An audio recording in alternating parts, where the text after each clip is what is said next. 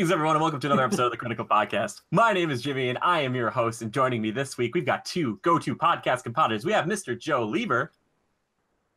Hello, Jimmy. Good evening. Good evening to you, sir. And Mr. Levi Fletcher. Levi, how's it going, pal? Hi, guys. Yes, well, it didn't shoot you, but we know you're there. They saw a shot of you earlier, so it's okay. He's here, everybody. If you guys are new to this show, we talk about movies, games, TV shows, all the things we love so desperately. But before we get into the main segment of the show, which is going to be Jurassic World Fallen Kingdom, we got a little bit of news to talk about. Now, I wanted to start with something that Joe brought up. Joe, what did you bring up to me right before we started today? Something I would have glossed over, but you brought it to the table. Talk to me. What is this? Monster Hunter World has not left us yet. No, it has not left us yet. No. What do you mean? What are they adding? A new zone plus a new monster, Behemoth. Yeah, I think looked like a cool creature from what I saw. Yeah, was it like the big kind of brown, like kind of like a Cerberus without two heads, just like the one? You know what I mean? Like kind of like a big. Kind of basically like a giant lion, dog, wolf looking thing with spiny spikes. Yeah, and I think it's such a perfect fit because it eats Nergigante. I didn't see that part. Oh man, that's actually a pretty big deal. If it eats the Elder Dragon Killer, Nergigante doesn't care, man. Nergigante kills everything. Oh man, that's impressive. I didn't see that. Oh boy, that makes me want to play Monster Hunter like really badly now. I'm like, we could chop off its tail and make that into like a new shield, you know, or something. I'm like, yeah. But for anybody who doesn't know what the Behemoth is, it's from the Final Fantasy franchise. They're doing a crossover this summer. Behemoth coming to Monster Hunter, but Rathalos going over to Final Fantasy 14. Doesn't sound like they're gonna like make it so that they're exclusively in those worlds, but just kind of like a little event, which I think is amazing. I think it's really cool. And obviously after, you know, was it Kulva Teroth, Joe, the golden like queen dragon or whatever? Like that was another one that made us like hop back in for like a little bit, like a hot minute. Yeah, man, that's really cool. I love that. I love that got you excited. Makes me want to play Bust It Out again. Levi, how about you? What kind of monster would this do it, or would you need something else to get you back into some Monster Hunter? I mean, I don't know. I don't have a lot of time right now to delve back into a game like that because when you go back in, there's just you fall back in a hole. Ain't got time for that right now. But yeah, but like, what would it be that got you? Oh, I'll go back for Behemoth. That looks awesome. Okay. I love Final Fantasy. So yeah. And Joe, you brought it up, so you sound like you're like ready to roll back in because we talked about jumping back in, but it's one of those things that you can't, like Levi was saying, you can't just like hop back in for like a night. You gotta be like, all right, let's really kind of focus in, right?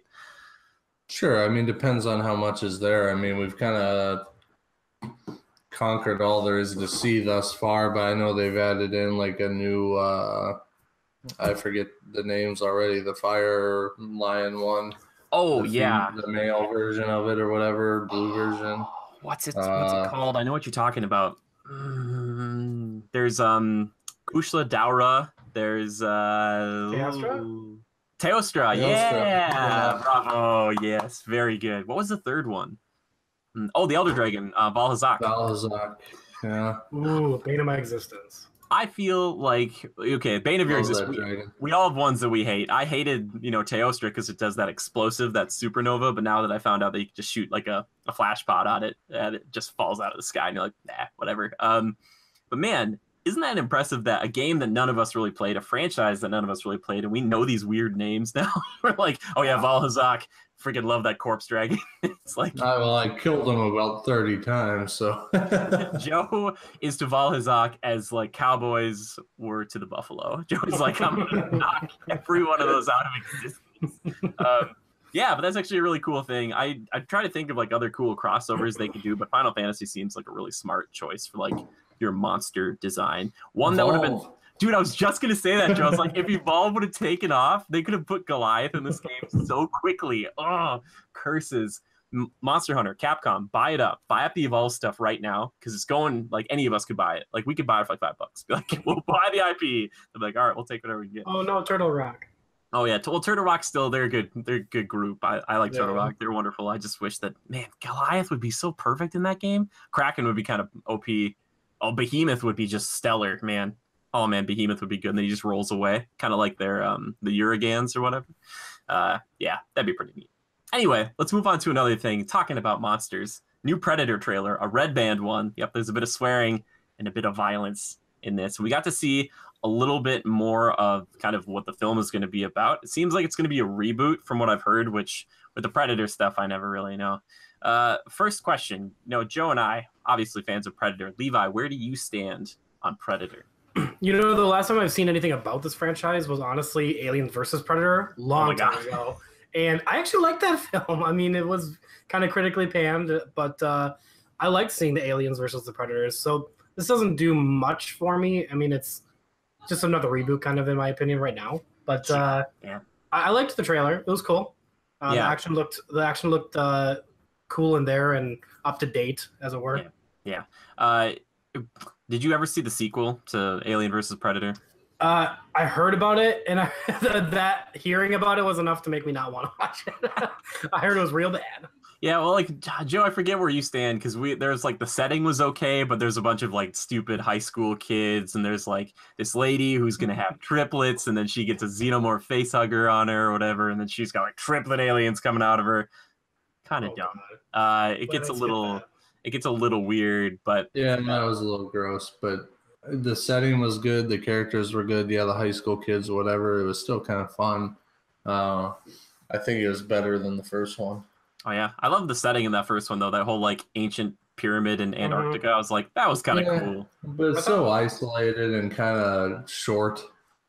Sure. And it kind of doesn't slow down to develop anything. It kind of gets straight to the point, and next thing you know, you're fighting the big alien xenomorph queen, and it's over. Yeah, I like that she became a warrior at the end. That was pretty cool. I wasn't expecting that.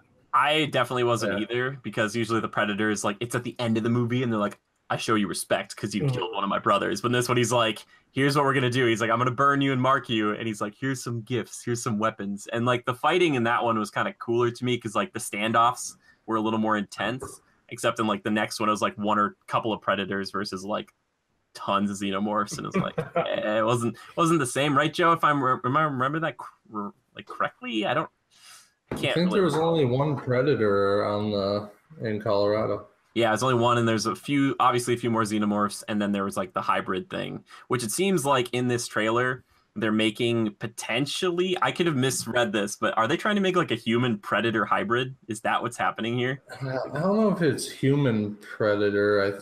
I mean, why would it being mixed with human genetics make it huge and powerful? That's a good question. I don't know. Probably not then, but that's just like it looked like that from a few shots to me because it like the main character. Yeah, it wasn't a normal predator. Yeah, when the guy was like, they did something or they changed something, and they talked about like each predator going through and colonizing each planet and like taking the best of their genetics. I'm not sure, but as long as they kind of add back into some of that kind of creepy predator stuff, which I love in the beginning, you see that guy get taken away and he gets pulled up, and then he gets dropped from the tree like all messed up, and you're like, oh, cool, we're going back to like what makes the predator kind of scary, and I'm excited about that. So let's do some hypometer checks. Levi, where are you? Even though you're not a huge predator fan, from 0 to 100. Like a 6.5. Okay, I mean, the action looks great. 6.5. I'm forcing you to see it with me. September 14th. Okay. It'll be great. It's your pre-Halloween. Dude, is there anything I need to like brush up on before I see this film? No, I'll give you a brief rundown of its abilities before you get in there, but mostly it's technology. So they're pretty ripped too. Like that's the other big thing. I'm just gonna get jacked. Joe, how about you, man? Predator. Where are you seeing it right now? I like the Predator xenomorph fandom and overall world. So I'll give it a strong 8, to be honest. I can't really ever get enough of those two characters. So yep, I'm kind of in the same boat as you, Joe. And you know that if Joe's a xenomorph guy, I've always said it, I'm the Predator guy. And I was like, hey, Olivia Munn's in this. We got a few other cool actors in here. I like her. I like them. I've come around on Olivia Munn. I used to not be, but I'm like, she's pretty good. Watch The Newsroom. Seriously, she's a great actor. But I'm probably like an 8.5 or 85 degrees on the hypometer. I can't wait to see this, like a new age not Venom, but Predator. I think that's a really cool thing. The thing that really adds a lot of credibility too, especially with the xenomorph predator world, is practical effects. First of all, the predator is somewhat humanoid, so it's easy to just put a guy in a suit and act it You know, the CGI only has to be minimal. Mm-hmm. Yep. I don't know if this is the same realm as like Prometheus, right? Prometheus kind of is a sequel or prequel or okay. I actually really enjoyed that film. But. Yeah, weirdly, Prometheus and then Alien Covenant are kind of like prequels to the original Alien, and this is like a reboot of Predator, and it's never really before AVP. They didn't necessarily commingle as much. In Predator 2, you see like a xenomorph skeleton or like a skull, like they've killed xenomorphs before, so like, oh, are they like, you know, mixed, you know, in the same universe? So they are, but it doesn't really matter too much. So yeah. Last little bit of news I forgot I wanted to mention quick. I just read it today. Todd McFarlane talking about Spawn being distributed by Sony. He said if they do that, and because he created Spawn and helped create Venom, he said that one of the things he'll bring up to them if this does happen is a potential Spawn and Venom film crossover in the future, which I thought would be pretty weird and cool. Like, I'm all about that. But you gotta be careful, because then where's the potential for Venom being in the MCU? He could still be in it. You just never, ever indulge Spawn unless you have like a Ghost Rider spinoff, or like Ghost Rider gets his own movie and he fights Spawn in that one, and Spawn just gets bought up by Disney and they're like, you're in Marvel now. It's fine. You're like, you know, bring him over. I don't know, Levi, would that be interesting to you at all to see like a Spawn and Venom crossover?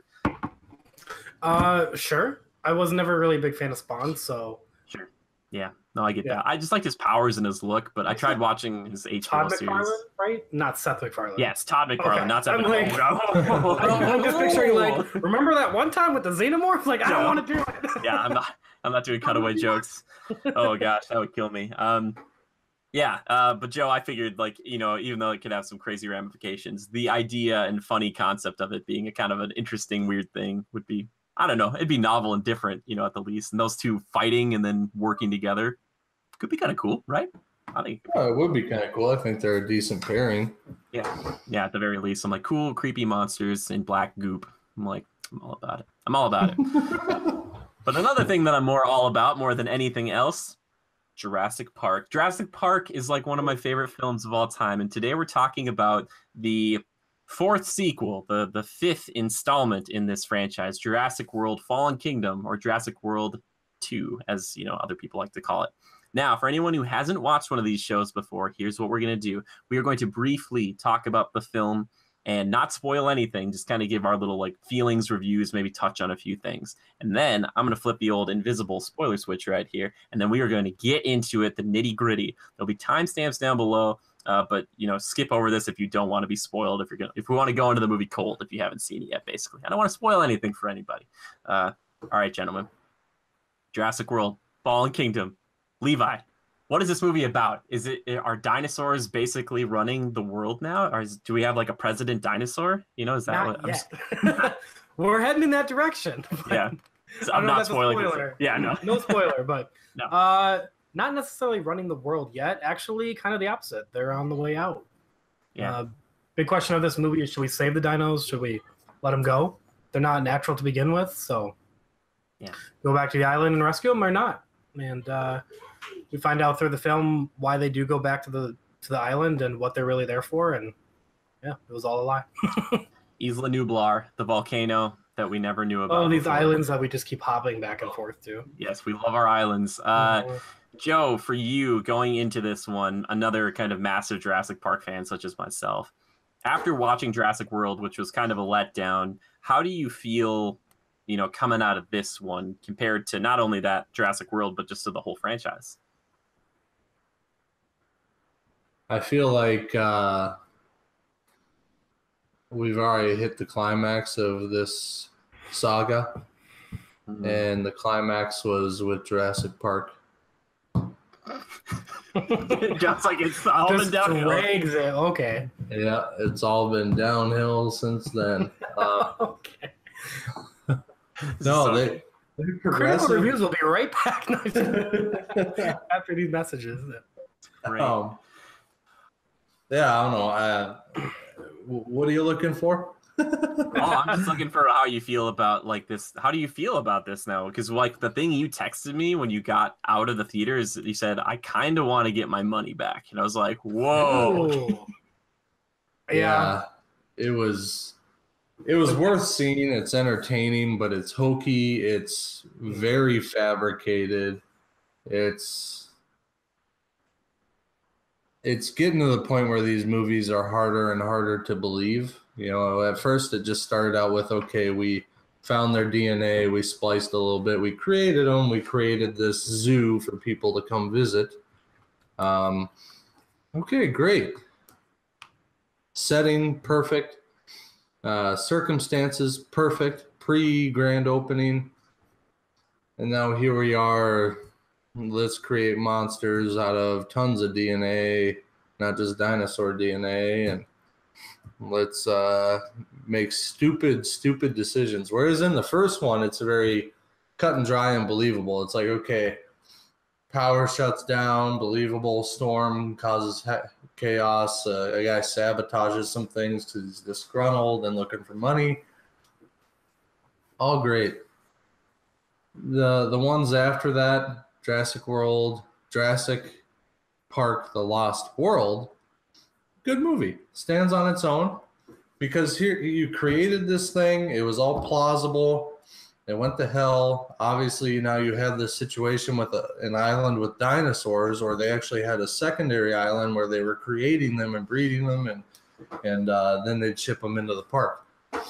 Well, okay, so these creatures are there. Obviously, there's going to be interest. People are going to try and sneak onto the island, check them out, research, that sort of thing. Because it's like putting a bunch of gold nuggets on the ground on an island. Like, people aren't going to go try and find them, right? So, good movie.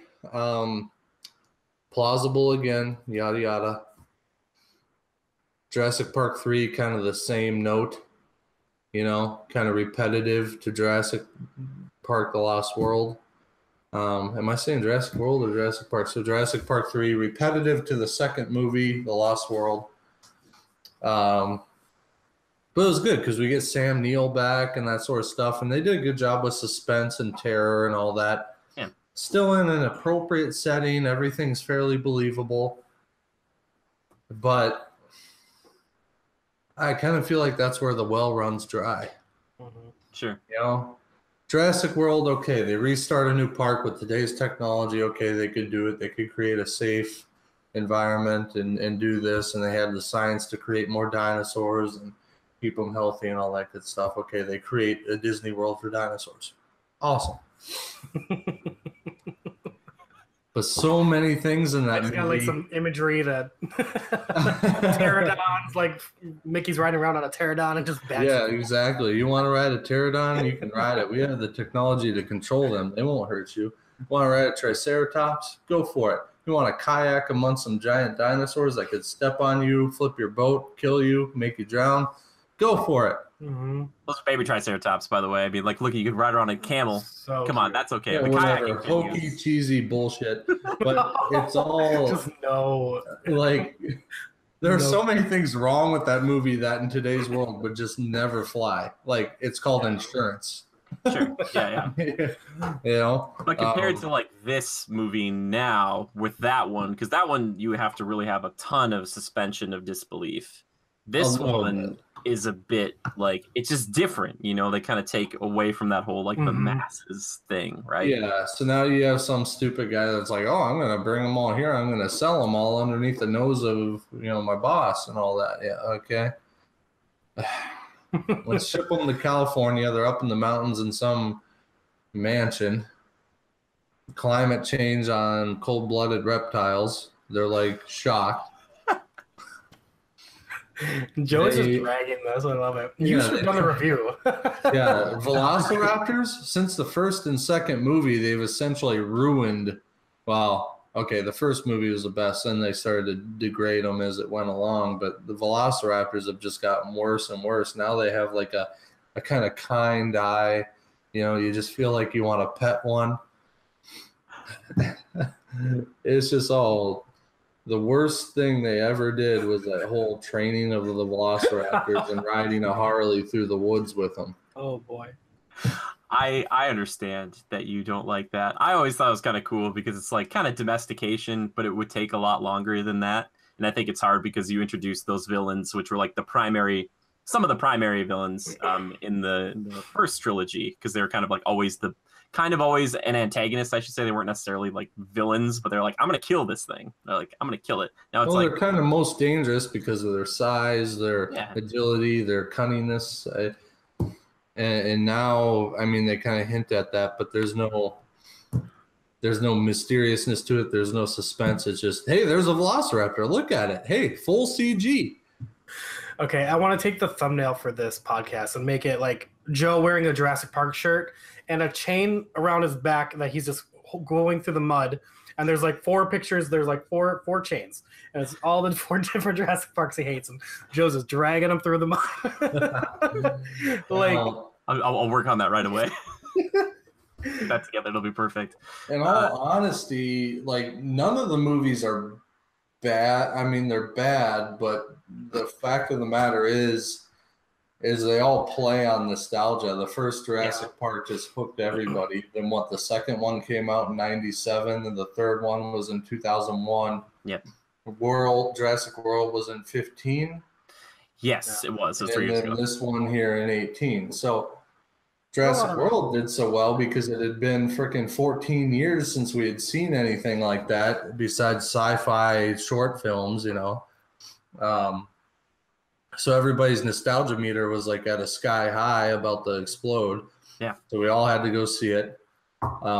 Then this one, I don't think it's doing quite as well as that one did, but no, it's not, but it still had a really good first weekend. It didn't make as much as the first one, but it still made some pretty good money. And that's it's the second time, by the way, in history, apparently, that we've had 2 movies within 2 weekends make over $100 million domestically, because Incredibles 2, but I forgot to report this last week. Incredibles 2 murdered it last week. They did so freaking well, and they still made $80 million this last week. And I was like, you gotta be kidding me. My coworker Shayla tried to go see it last night.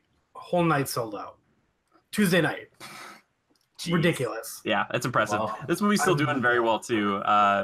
Not, it's just for an animated feature. Anyway, but yeah, it's doing well. But Joe, you'd said yourself you'd still recommend seeing this, probably, even though you said it was bad. Here's the only reason I recommend it is it's if you appreciate and have always liked dinosaurs, it's a good way to see dinosaurs done with a budget. Mm-hmm. Yeah. So it kind of feeds that urge, but beyond that, story, all that good stuff, it ain't good stuff. Yeah. Yeah. So it sounds like you recommend it to some degree. Levi, are you more so you should see it regardless, or are you kind of in the same boat as Joe? I mean, if you're going to see it, I would see it in theaters. It is pretty, lots of action.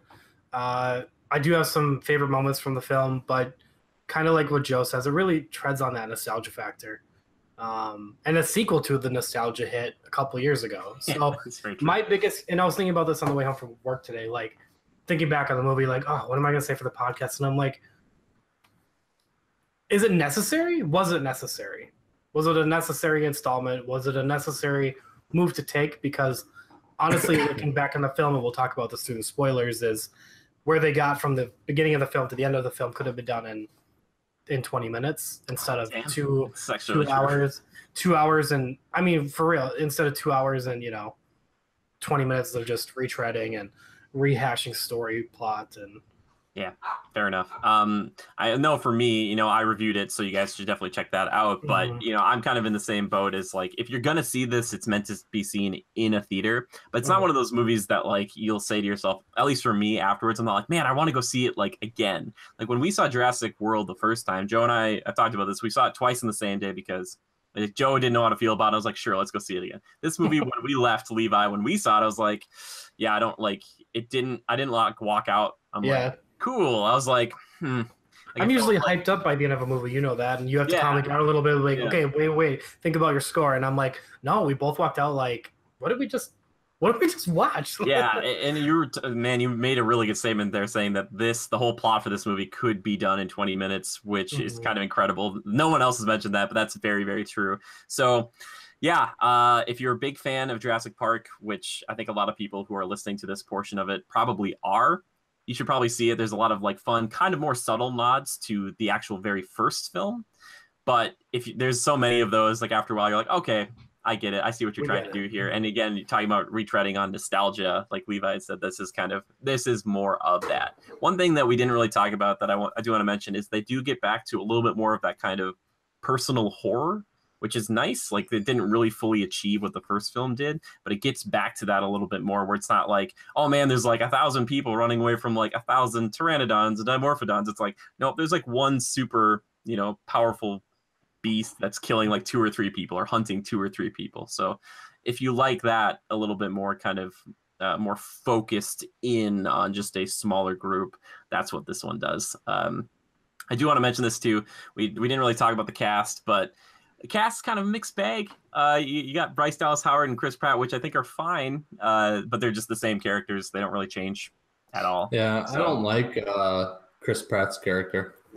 Well, he has no character flaws, which, like, and this is coming from, like, he's supposed to be what I should be idolizing, like, it's like, oh, it's like the best Caucasian male possible. And it's like, he's just not, like, there's not much to him. Yeah. Like, at least with Star-Lord, you get, like, some personality. He's just, like, in this movie, he's just like, yep, we should do this. Okay. Like, it's just... Yeah. I don't think he looked scared or took a... I don't think he had any emotion throughout the entire movie that made you, like, he's the guy. Yeah, he freaking Chris Pratt. Yeah, or whatever the hell his name was in the movie. But Owen Grady, I think it is. Yeah. Touching on the horror aspect too, I remember, we talked about this a while ago. Our initial first thoughts of like the first trailer, and you guys were really into about it. I was kind of like, meh, it looks okay. And then they brought up that trailer a little bit after that with the horror aspects, and I was like, okay, I'm bought in now. You guys remember that? I was like, oh my gosh, super hyped now. We really only saw a little bit of that. They made that trailer look like that was the direction that they were really going in. But what we got was just like this big action piece again. Yeah. Small moments of horror. For sure. And this movie is basically split into 2 halves. So that horror part is kind of like the second half. But they do show, if you've seen any of the trailers, there's probably not too much that we can spoil for you. Honestly, there's so much they show. Like, I went back and looked at those. And man, going through and looking through those trailers for cutting for the review, they show so much. I was like, you're showing like everything, like even the finale. I was like, oh, okay. Well, yeah, even the end. And talk about setting, like the setting for the ending of the film is probably the worst set piece, the worst setting in a movie I've seen in a long time. Whoa. And we're talking like even Russia and like Justice League, like just unnecessary bullshit. Perfect. Sorry, pardon my French, but no, dude, that's fine. That's what this is, adult podcast. The mansion, like, just fucking flip the spoiler script so I can just go nuts. Oh yeah, I was just saying. Is there anything else you want to say? By the way, before we move into it, Levi, do you have a score for us out of 10, roughly? I'm gonna give it 6.5. Okay. Because sorry, I just want to elaborate that a little bit. Bryce Dallas Howard is one of my favorite female actresses. Okay. I know a lot of people, whatever. She is. Love her in The Village, love her in, other things I've seen her in. Her character does have development from the first film. She just was running around in heels, and now she's actually like invested in the dinosaurs and wants to do the right thing. And that's true. I like her character. Yeah, she had a character shift from Jurassic World to this one. Character shift, right? Yeah. And Chris Pratt still, no, not okay. But beginning of the film, I really liked it. I actually, looking back on it, like the first part in the Jurassic, in the back of the island, great. Switch to the mansion scene is just like potty break. And I did. Yeah, you definitely did. And then you came back and a bunch of stuff happened, and you're like, I was like, what did I miss? And I was like, not much, but there was like some pretty significant plot things. So I was like, it'll be fine. You'll figure it out. It's gonna be okay. But again, sadly, were they really significant plot? Yeah, true. 6.5 from you. Yeah. And Joe, how about you, man? What, like, roughly? 6.231. 6.25. 6 1/4. Nice. We don't do quarters here. It's a 20 points. It's not a 40 point. He took a quarter off from that documentary bullshit. No, 6.5, I think, is a fair score. And let me tell you why I feel it deserves a 6.5. Levi, I like what you touched on. I do agree. I think Bryce Dallas Howard, I think she's a good cast member here for this film. Chris Pratt, I could take him or leave him. They could have put anybody in that role. Yeah, come on, Universal. I will do it for like free, please. I will do it. They have him because he's like winning Generation Awards and shit, and yeah, he's so hot right now. He's very hot. The Prattning has happened. He was just in Infinity War. God, so many things. Worst character in that movie too. I mean, I'm not gonna disagree with you, but if you've seen Infinity War, it's like, yeah, idiot. Chris Pratt's a lovable guy, though. It's hard to be really. No, it's not like I hate the guy. I don't feel like they do his character justice in the film. But there are, like you said, the movie started out strong when they go back to the island with the intent on saving the dinosaurs. Obviously, that turns out not to be the main focus. But I mean, technically, they save them. They just, yeah, technically don't do what they intended with them. So I like that. There's a stupid scene where they burn up a Brachiosaurus, which is just absolutely ridiculous. Spoilers, Joe. You know what? They burn it. They I thought you flipped the switch. Not yet. I said just give me your little review thing, and then we can. Yeah, well, you people will get over it. Sorry, guys. I'll trust me. I'll get into that. Don't worry. I've kept my tongue sheathed behind my teeth, ready to strike. Yeah. So sorry to bring that up. All right, but yeah, it starts out strong. It moves on to more impractical things, and I was worried. Yeah, remember the switches and flip. It's so hard, isn't it? But the well's kind of dry. You don't go to see Jurassic movies anymore with the mindset of this is going to be an amazing story. You go there like, oh, let's see another cool dinosaur. Oh, look what it did. Oh, look at that. The CG, the animatronics are really good in here. I don't think there was a snoot ton of animatronics, but I did really appreciate, like, there's a moment when they're in the gyrosphere and that Carnotaurus or whatever turns and it's got its eye right at the kid inside the gyrosphere. I mean, that image, if you go back and look at it, is just pristine and looks amazing.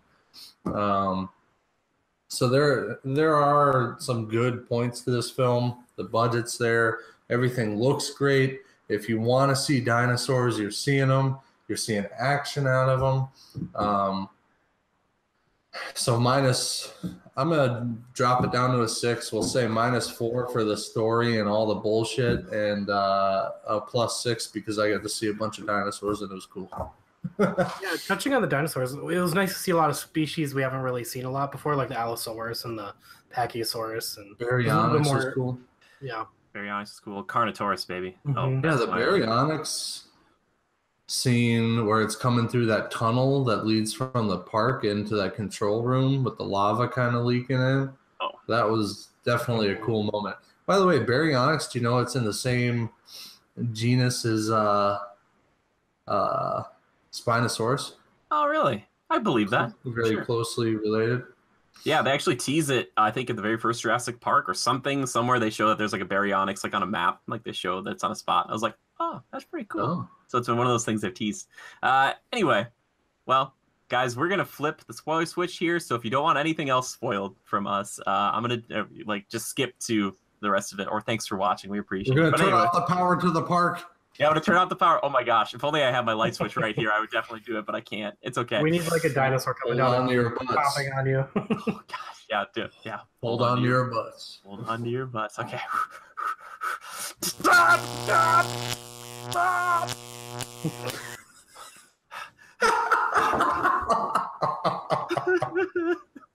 Every time.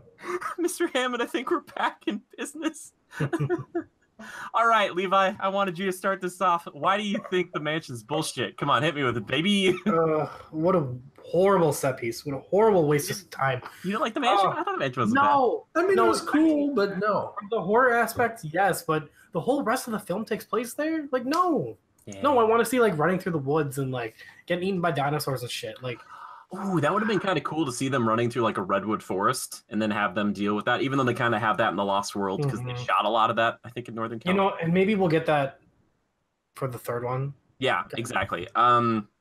Which they kind of show And starring Vince Vaughn and Sam Neill. Oh my God. I thought Sam Neill was going to show up, but speaking about Sam Neill, let's talk about we didn't even mention Jeff Goldblum. Guy bookends the film is basically worthless. And I don't mean that like he does a bad performance. He's just like sitting there. He's like, dinosaurs should be left to die. And then at the end, he's like, it's a real Jurassic World. And I was like, oh, they did it. I was like, why would you the name of the park was Jurassic World. And then you still make that like kind of pun. And I was like, oh, like woof, like how much money did they give him to just come in and just read for like a couple hours and be like, there it is.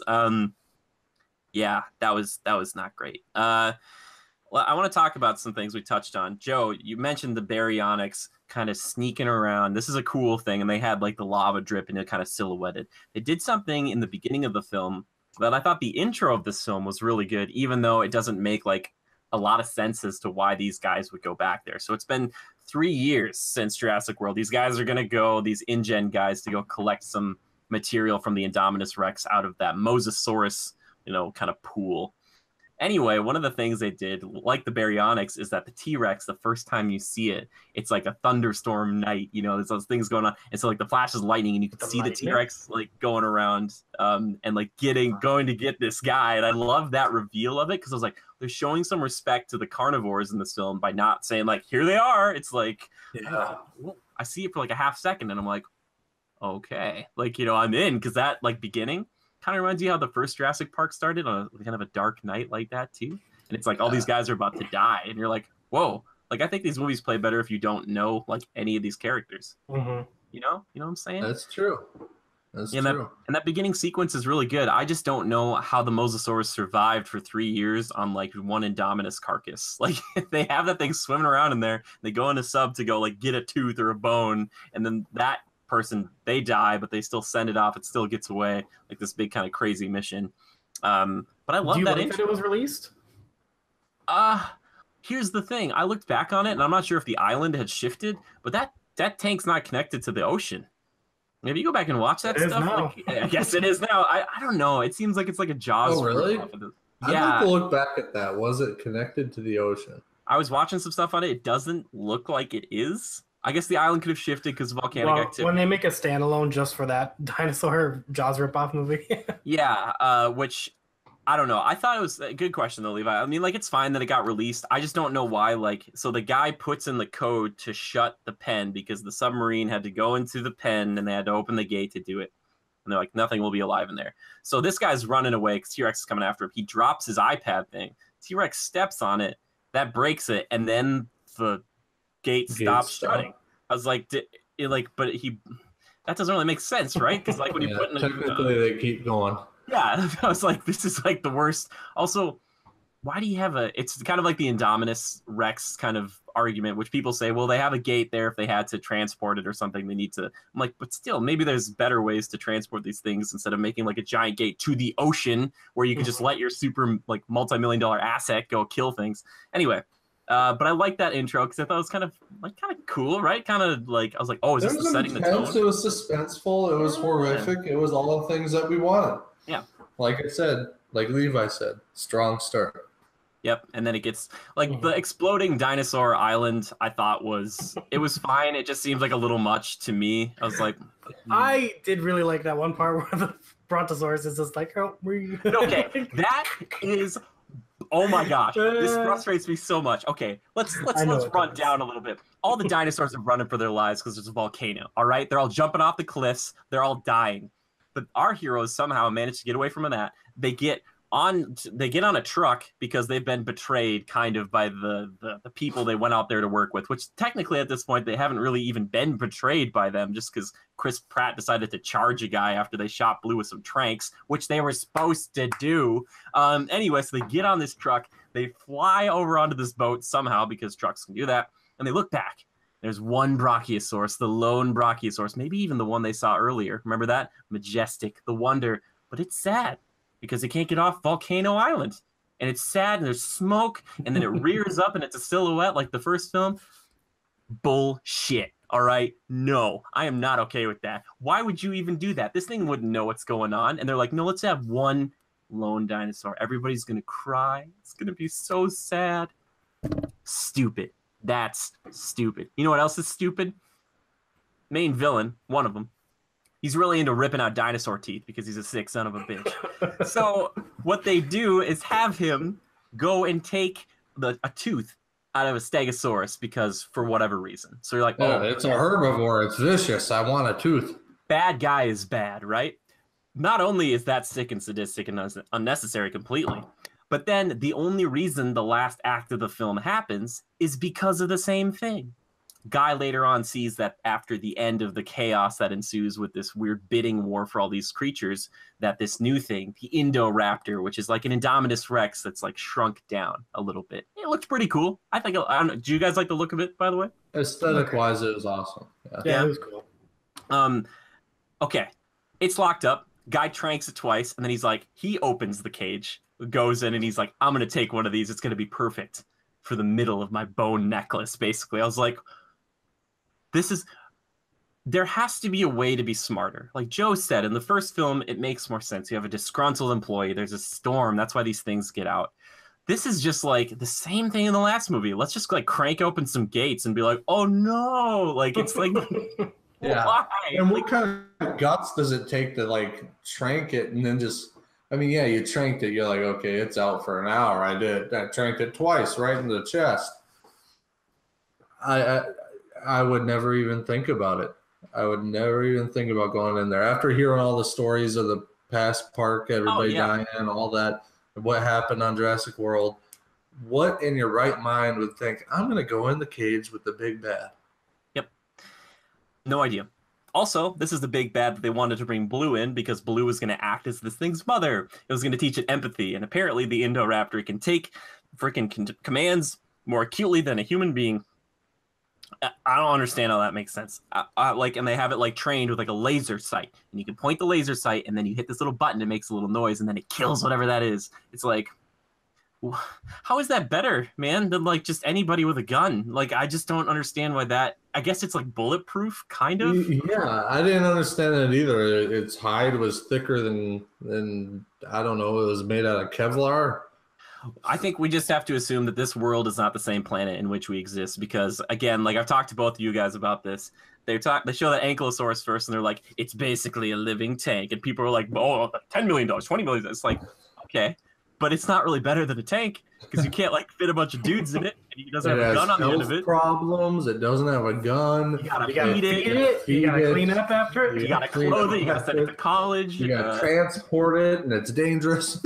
How long would any of these dinosaurs really last, even if they could stand up to bullets, to like explosions or gas attacks or like anything, like a pit? Like, I'm just saying, like, I don't know why they think this is better. I get the pteranodons if you're like, oh, it's a bombing run, like a biological bombing run. So it's like, if they even die, it's okay, but they'll just drop a few bombs. Like, I spent more time thinking about, like, well, now how are they going to take care of that animal? Where are they going to house it? What are they going to feed it? Is it going to be able to survive in this climate? Than actually watching the movie, because I'm like, well, I shouldn't be thinking these things. Yeah. It just seemed really dumb. Also, another point that Joe talked about is like the golden nuggets that these dinosaurs are. So there's been 3 years in which like no one has tried to go to this island to try and get these things. Like the black market would have been like all over that. Like they would have been picking these things up. There would not be anything left on that island. You go there, man. Medicinal purposes. We gotta grind up the teeth. Yeah, yeah, for sure. But like, I don't know, like there's some things I did like. I liked the Velociraptor documentation, like the documentaries. I kind of like that because they actually kind of showed like, because he's like, I imprinted on them at birth in the first one, but this one was like, oh, okay, so if he spent every day with them, I would buy that maybe they wouldn't murder him immediately. You know, like they're like, oh, he's like, it showed that Blue, like when he's submissive, the other raptors would attack, but Blue was like, no, I'm not going to do that. But thankfully, Blue is the alpha and empathetic, and Blue is like a superhero now, which I'm fine with because I want them to make a spin-off with Blue, and I think it's called the Stygimoloch, the Pachycephalosaurus thing that kind of knocks people over and kills them. They're going to be our unlikely duo, a carnivore, an herbivore, you know, the odd couple. Let's make that film, because honestly, I don't want to watch another one with Chris Pratt. Like, I'm sorry, Do you think, and I mean, I don't know if Laura Dern is just done with this series, but like, I wish she would come back. I really liked her as Ellie. I really did. She just gets sidelined really hard in Jurassic Park 3, where she basically shoots for like one day and she's at like her home. Like her and Sam Neill, I feel like are so good, and they just were like, nope, let's not have them, you know, fall in love. And we start thinking of like a wish list, bring back Laura Dern and Sam Neill. I mean, they're in the world now. They're at home. They're Earth. That makes, dude. If they do Sam Neill and it's his point of view in this last one, that would be perfect. Because in the third one, he was like, "No force on heaven or earth will get me back to the island," and he gets force back there because he needs money. But now it'd be great because he like peers out his window and he's like, like you just see a dinosaur running by his house, and he's just like so fed up. He's like, no matter where I go, I can't get away. Freaking goes to his bedroom closet and freaking loads up his freaking AR. He's like, I knew this day would come. I would pay good money to watch him like be a one-man army against the dinosaurs now. He's like, you know what? Forget this. And he's got his little velociraptor call out. That's like his battle shout. He's like, and he's running. He meets the T-Rex. He's like, oh, she was Vice Admiral. Lights a flare. Yeah, that'd be great. Yeah, we're working together. Yeah, did you know that she was? Oh, okay. Yeah. I just didn't recognize her because she was, a little bit older, obviously. But no, I miss Ellie. I miss the old cast because they felt so right with the world. They felt a part of it. Yeah, well, a lot of them, it was cool because they did something kind of seen at the time, is that Spielberg was like, we're just going to cast a bunch of no-names, and they all fit in there because we'd never seen them before. So if I ever see, Sam Neill in anything else, I'm like, oh, it's Alan Grant, as opposed to just casting who was big at the time. I just think that worked out so well. Well, here's a couple, I mean, there's merit to what you're saying, but at the same time, it's like, they can't, just because it wasn't just the characters in that first one that made it great. It was that movie as a whole. It was the circumstances. It was new. It was a proper setting. Everything jived. But even if you retain those same characters, or say brought them all back in the third one, then Jurassic World, then this one, no matter what characters I think you put into these, I think they did the best they could, because no matter what characters go in, you're still pigeonholed into that same kind of steps as far as the storyline, because I don't know where else you take it. I mean, the park's destroyed in the first one. Okay, boom, boom, boom. Okay, now we got a new park. They destroy it right away, so it's like, all right. We're right back to, okay, they all got to go back to the drawing board. What do we do next? We destroyed the park. We don't really have a reason to be there. Do we strand somebody there and it's a rescue mission? Oh, let's rescue the dinosaurs. Okay. Capturing the dinosaurs. It was done in the Lost World. All right, we've been there, done this. I like how you said they're going to cast like whoever's big at the time. We're going to get like Jurassic World 3 starring Melissa McCarthy. Aziz Ansari, like, goes back to college, like, with dinosaurs. He's like, oh no, my roommate's a Dilophosaurus. Like, oh, jeez. Which we danced around a little bit, but the ending of this film is that the dinosaurs get released by the granddaughter of John Hammond's good friend. And John Hammond and this Lockwood guy were making Jurassic Park together, but they broke up their partnership before Jurassic Park. They gloss over something kind of big here. So this guy, Lockwood, not only does he kind of like, he's into the dinosaur business, he's into the cloning business in general. His daughter died, decides to clone her, and the little girl is a clone. They have human clones now, like perfection. Like that was the reason Hammond booted him from the partnership and segregated him from any of the dinosaur stuff. And the villain, the guy who is like his inheritor, the guy who's like in charge, he's like the super main villain. He's like, yep, she was a clone. She's a clone. It's like, it's such a really quick line. And that's a big deal, because anyone they kill now, they could bring back, like they could be like, oh, we'll just clone him. It's fine. We'll just bring him back. As soon as that happened, there was like a tree of ideas or pathways that opened up for a third film, which are not a good thing. Is this gonna be like a Logan again? Is this going to be like a Jurassic Park, like extinction movie, like apocalyptic movie, like The Purge, but with dinosaurs? Calling it now. They're gonna do what they wanted to do with the first Jurassic World. That concept art we saw. It's gonna be the human dinosaur hybrids. They're gonna look really messed up. I don't see that. Joe's like, I don't want to be a part of it if that's. They took something that was natural history and something that everybody is awed and wondered over, and now they're going to turn it into something monstrous. And Well, I mean, they've already done that to some extent. Ridiculous. Like with the Indominus, I mean, the Indo creatures are kind of that already, but not to that extent. You know, they haven't made like I can live with that, but they haven't made like a T-Rex gorilla or something. But anyway, so little clone girl, she lets all the dinosaurs out, which I thought they were just gonna watch them all die because they're all caught up in these pens and some poisonous gas gets out. And I was like, are we gonna do the whole Brachiosaurus scene all over again? Like, is this movie like gonna just kill all these things? But she lets them out. Most of them are herbivores, and there aren't a lot of mating pairs. So the question is, in 3, when they presumably make one, because they're already working on it, do you have like a bunch of carnivores somehow, some way that they all lived? You know, like asexually reproduced. Blue somehow produced eggs that are fertilized by herself. Now she has a pack. Sure. Yeah. Well, I will respect the fact that she didn't go with Owen to go live at his cabin or whatever that he's building, because he's like, get in the cage, and she like looks at the cage like, no thanks, and she's like takes off. She's like, nope, I'm gonna go watch over suburbia. Yeah, I'm gonna go live with you at your cabin. When winter comes, I'll just die. He's gonna get a heat lamp, Joe. We see the T-Rex like, you know, breach a zoo and like go roar at a lion, and the after credit scene, which if you've stayed to this point, you don't necessarily need to watch this, but they cut over and there's some pteranodons. They've landed on something, and I'm like, oh, is that the Eiffel Tower? Well, it is the Eiffel Tower, but it's the Eiffel Tower they have in Las Vegas. And then they shoot down. It's like, oh, it's the Las Vegas Strip, and there's some pteranodons and stuff. It's like, really? Like, I mean, okay, like, who cares at this point? I'm like, if you were in Vegas and saw that, you'd be like, oh, cool, this is a pretty neat show. I would have rather had Sam Neill with the sunglasses being like, oh, shit. Just oh, my gosh. He's getting out of his car, and he's doing the same look, which that acting is so good in the first movie. That would have raised 2 points for me. I would have been like, it's a 10 out of 10 for that last scene where he's like, son of a, and they just cut it. And he's just like, he's like, why? I feel like, okay, we talked about most of that stuff, ending ramifications. Question though for you guys, let me start with you, Levi. Do you think, you know, we touched on it before, but do the horror scenes work for you? Did you feel like suspense or scared during any of that personally? I think I jumped a little bit, didn't I? Maybe. I can't remember. Gosh, I feel like there was one moment where I was like, holy crap. I can't remember it now. But I remember being next to you.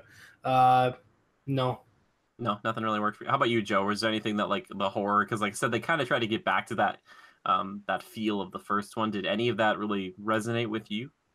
When they're kind of held up or trapped in the dark, when they shut the power off and they're trapped in the display cases. That was cool. Yeah, that part, I was like, why would you shut off all the lights? Like, is that really helping you at this point? When the dinosaur can probably like read exoskeletons. Yeah, exactly. Something like that. Like, yeah, the humans with the exoskeletons. Dude, I'm just saying, like, at this point, he's not completely far off because you know, they could have done that. They could have just been like, actually, you're all clones. Like at this point, I could just believe anything. They'd be like, we gave you the exoskeleton of a lobster. But yeah, like I think it was a nice try. It was just like, maybe they shouldn't have done Indominus 2.0. Like, I like the Indoraptor more than Indominus, I think. But yeah. I just, why don't you just make an herbivore hybrid first, guys? Like, let's just work on that, you know? Like, let's just make that thing work and then be like, okay, let's do the carnivores now. Like, and like Henry, or is it Henry Wu? Dr. Wu is back. And he does the same, you talk about rehashing, the same thing in this one. Kind of shows up and is like, well, we need this and this and this. And then at the end of the movie, you see him again, like getting all the stuff together and like getting out of there. He's like, well, I'll be back in the next one. You know, kind of like, you know, just in that first Jurassic Park movie, he's just one of the guys working there. Like he turns, like we have a question about this later, but he kind of gets crazier as time goes on. You're like, what happened? Like, where's that movie? I want that movie where he's just like, what if I did this? You know, like, One thing I was worried about was that Blue is going to be like Pratt's attack dog. Yes, which thankfully they didn't. The trailers make it look that way. It's the Stiggy Moloch, that little pachycephalo thing, where it's like that thing is more of his dog than. Yeah, but it was weird. I could have swore in the trailer, doesn't he say Blue, or he whistles and it attacks the Indoraptor? They probably just took that from Jurassic World, where he gets it to attack the Indominus, where he kind of whistles at him. Because Blue just shows up. Like, hey. Yeah, which is weird. What's Blue's insatiable need with trying to take this thing down? She remembers who shot her, which one bullet took her down. So think about that in wartime. Everybody, you know, these monsters are gonna go. I'll get them belt buckle and all. For the first, that's so stupid. If you're running down a long tunnel, you get these dinosaurs every time. But so you know, she remembers these people who saved her, Joe, and she wants vengeance. I don't know, man. It's stupid. Also, that reminds me. Did you guys like any like the two other main new characters? We've got the techie guy with the glasses whose scream is the worst thing. Haunting my nightmares as we speak. Sure. And then the paleo veterinarian lady. You know, they were so forgettable that I actually forgot about them until you just mentioned them. That's really funny. Yeah, that's okay. That just goes to show that that's how forgettable they are. Which is like, you know what? If someone offered me the role to be some really bored side character in Jurassic Park or Jurassic World, I'd definitely take it in a heartbeat. You know, so I give it to him. It sounds like we just hate this movie.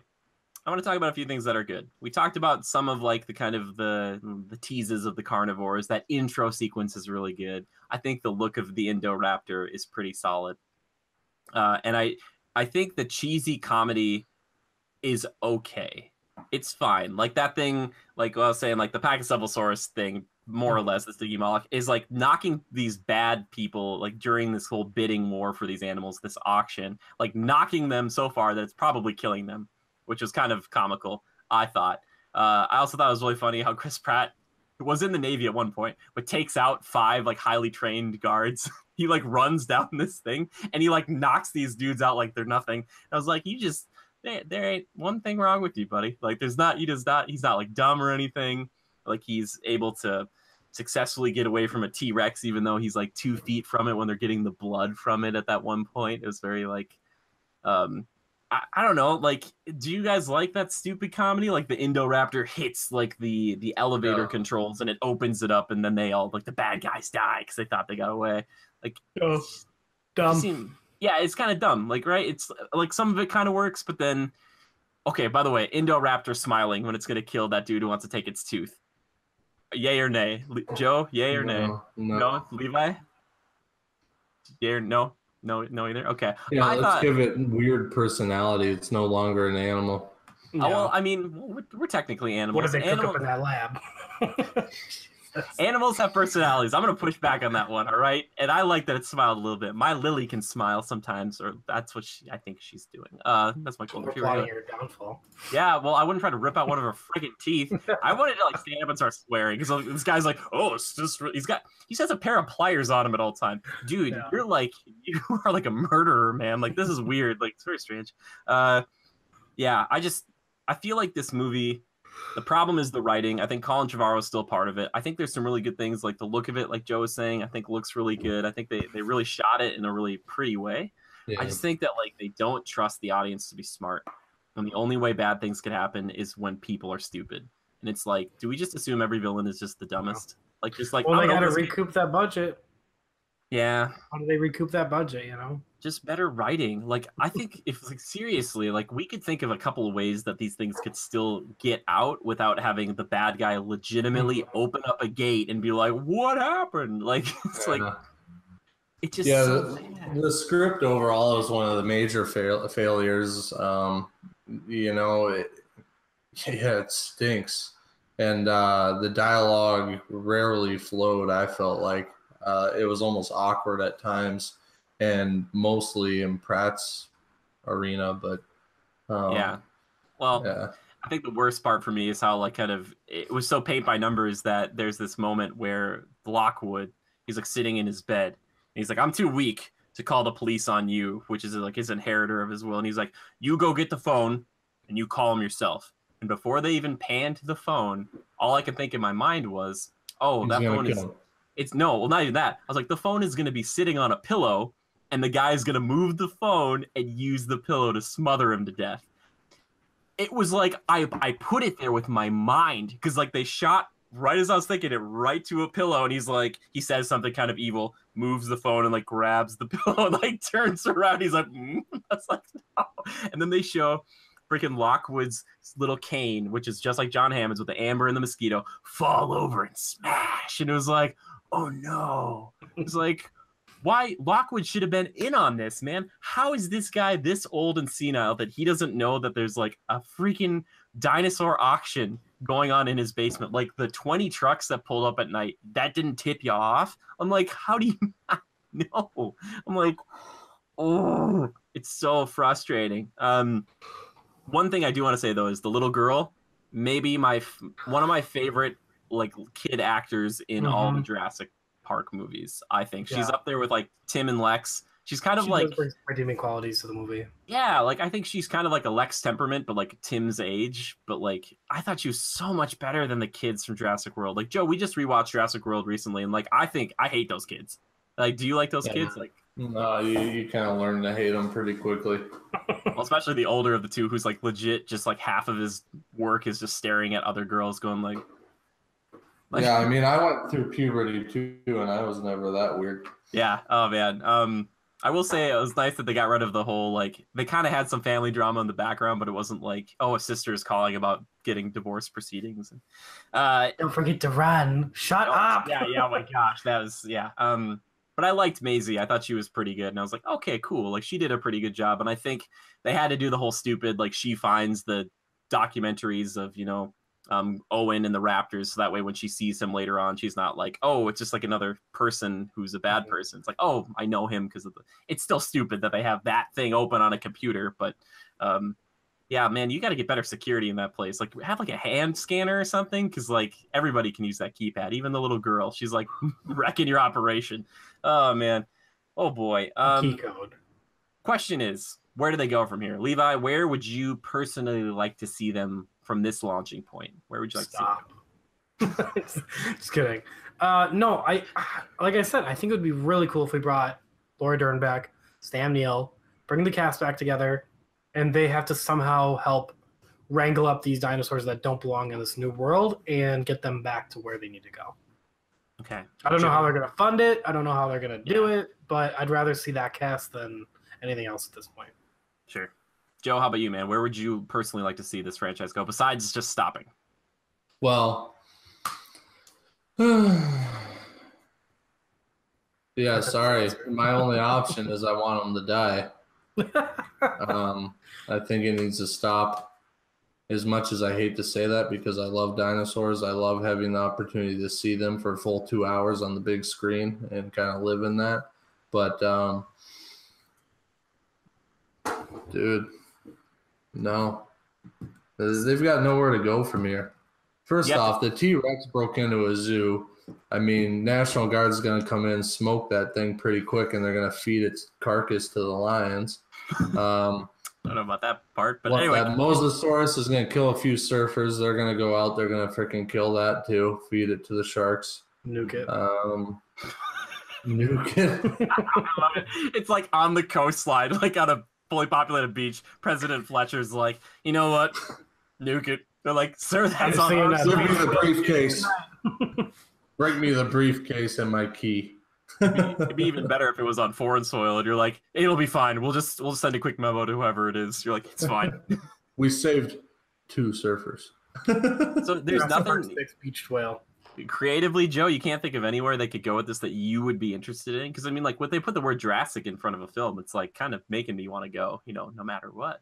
Yeah, well, okay, what could they do? It's not my job to come up with their direction, but somebody in that camp needs to figure it out and figure it out quick. Otherwise, Jurassic it's more built for 8-year-olds than us anymore, the people who saw the first one originally. Unfortunately, that's the direction they're starting to go, where people like adults that take their kids, they're watching this and they're picking all these plot holes like, okay, I'm an electrician. I know that doesn't happen. Or I'm a mechanic. No way. I mean, it's just like, let's just put impractical things in a movie and let's hope they buy it, Jeff. Yep. Horrible. But, yeah, I don't know. So I always get the islands all confused. Yes. But so Jurassic Park was on the same island as Jurassic World. By the way, this dormant volcano, and it comes back. Yeah, that's awfully convenient for this plot. At least they have some time. Like the insurance company would have been like, yeah, go ahead, build right next to the bottom of a dormant volcano. Not to mention all the rock created from when the volcano was active. I mean, yeah, good luck digging and all that. Isla Nublar, by the way, if anybody wants to know the island's name. Just saying. Okay, so what's the other island where they were creating and breeding and... Technically, that is called Site B or Isla Sorna. Where the Spinosaurus is, right? Yes, and the Lost World took place over there too. But it's part of a chain of islands known as, I believe, like Isla Cinco Muertes or the Five Deaths. So there are more islands, and a lot of people said, well, why wouldn't you just pluck the dinosaurs from Site B? You know, if like that one doesn't have a volcano on it. Well, I don't know if they brought all those, you know, into Site A. I think they might have maybe touched on it in Jurassic World that they took all of them and put them into the park. I have no idea. You'd think there'd still be some reserves over there because that seems like a big thing to like screw up on if your whole island explodes. Like, you know, you'd be like, oh, we got Site B. Oh, you know what I mean? Yeah, well, pretty hard to harvest them. But what was that, Levi? There's still dinosaurs over on Isla Sorna, isn't there? I don't know if there are anymore. Oh. Who knows? And that's maybe, guys, honestly, they could just be like, yep, we're setting the last one there. Like, just forget what happened. Like, you know, I'm not saying they will do this because it seems like they're finally setting up to what the Lost World wanted to do. It's like, what would be like dinosaurs in our society? Like, do you do one that's day one? Like, do you do the Emergence Day Gears War style? Or do you skip like 10 years, 15 years, 30 years into the future and you're like, yep, we live in a post-apocalypse. Dinosaurs. You know, like, I don't know. Well, it's like you say, okay, the Velociraptors, send them in. They're our new military force. Yeah, okay, they're running down a hall against an army of guys with machine guns, dead, like, and then they laugh at you. Got to make them all bulletproof. That T-Rex can't hide very well.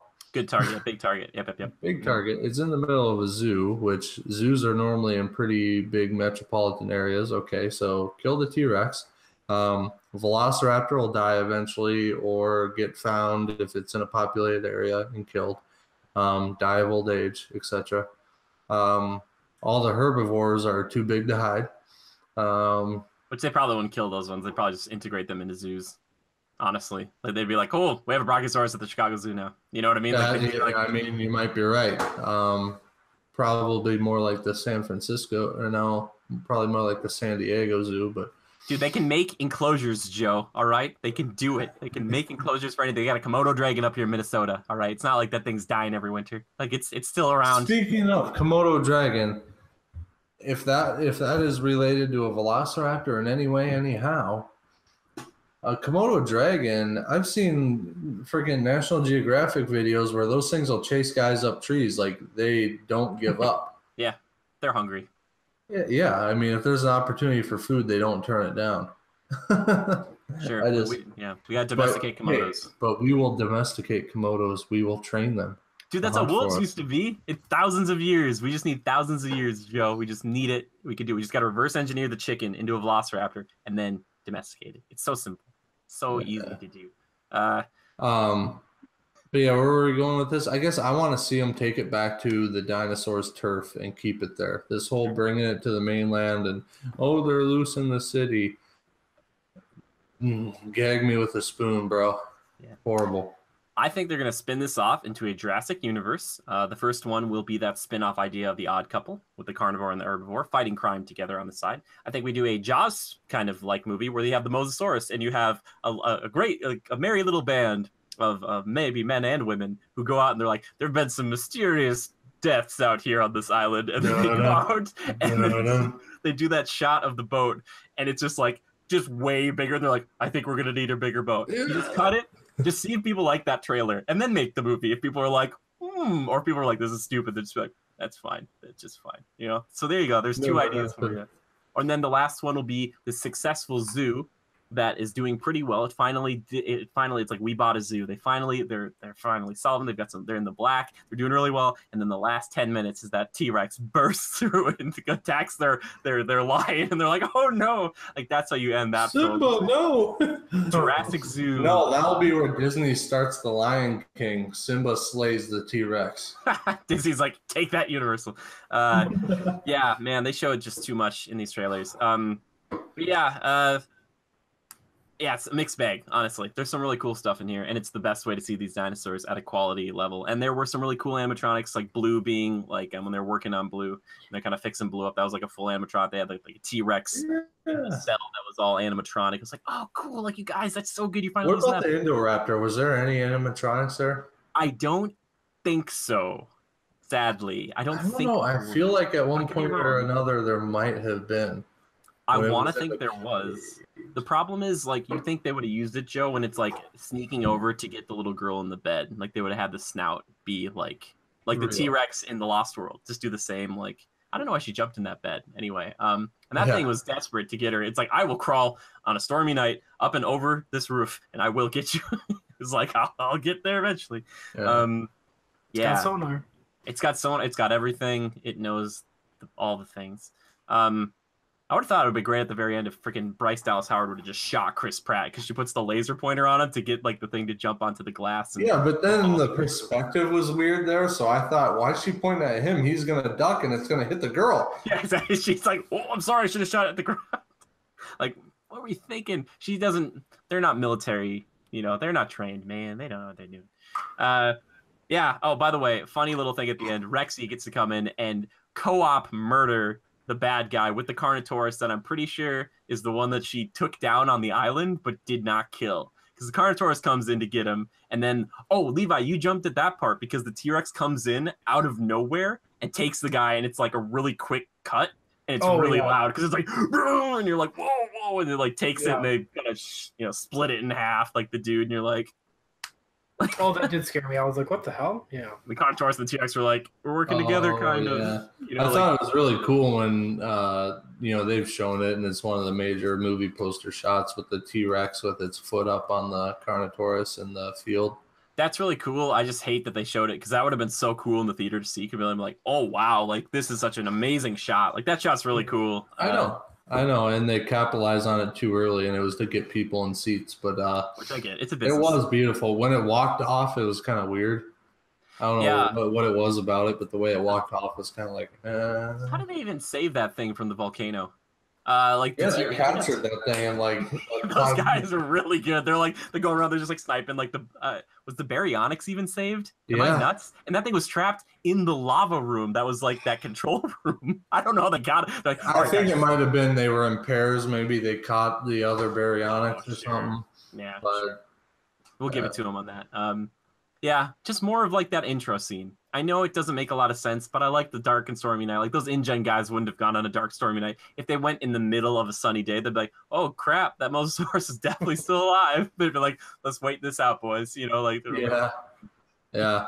You know, they might have gone at night because maybe the Coast Guard patrols it or something of that nature. I guess it's just like for 3 years. Do you think the Coast Guard would be watching that thing? I mean, you have 3 years to do this.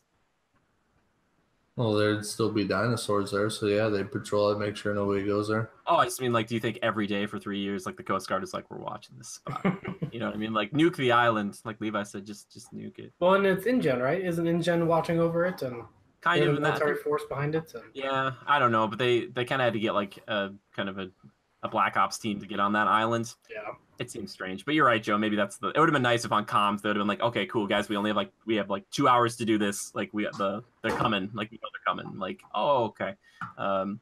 Yeah, that intro sequence though, I was so excited. That got me so pumped for the movie. I was like Levi, I was like, it's cool. And then it's like, yeah.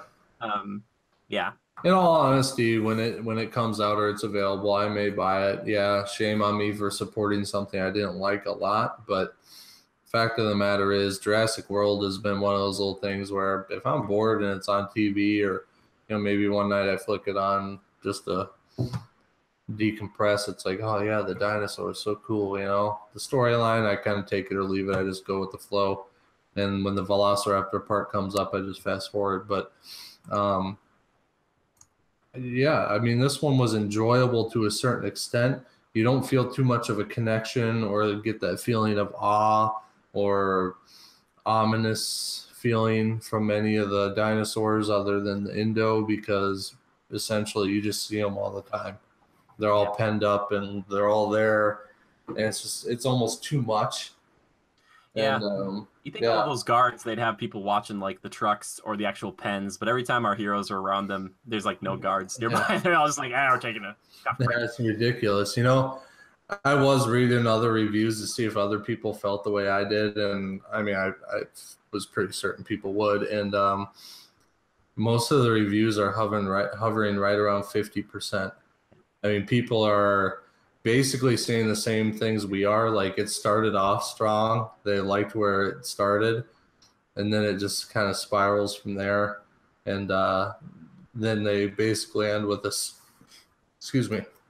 they end with a statement of worth seeing for the dinosaurs, but the story is pretty unfulfilling and formulaic and unbelievable. And that's kind of how they leave it. But the dinosaurs were great and the CG was awesome. Yeah. Like, I saw a headline that was like, dinos rule, humans drool. Totally. And there's one thing, Joe, you'd mentioned after seeing it is when they show the Brachiosaurus at first, and it's walking through that environment of the destroyed park, which looks pretty cool. But it goes over a piece of like that amber that was broken off of like this big thing outside, and the foot like nudges a piece of that amber as it goes. And it's like that integration with your CGI is like a really cool thing. Yeah, like, to make it feel more believable. I mean, there wasn't much CGI in this movie that I looked at. I normally try it when they're on screen. I'm like really looking, you know, and I mean, oh gosh, it was realistic. Can we talk about Chris Pratt touching lava with his bare hand? So, oh my god, yeah, like explain that to me, because I know people have talked about that. Is that like when he goes to save them and he grabs like a rock? That's when he's knocked out and the lava's like coming in slowly, and he's like lifting his arm, and like then he like puts himself over the log, and I'm like, son of a bitch, stop. Like, I think that scene is the worst comedy in the whole thing, because it takes away like any dramatic tension from anything. Oh yeah, the Triceratops licking his face and almost stepping on him. Why? What? Oh yeah, there's that part too. I was like, thanks. I mean, like, thanks, herbivores. Herbivores are great, but that whole when he's trying to get away from the lava, does his hand actually touch it?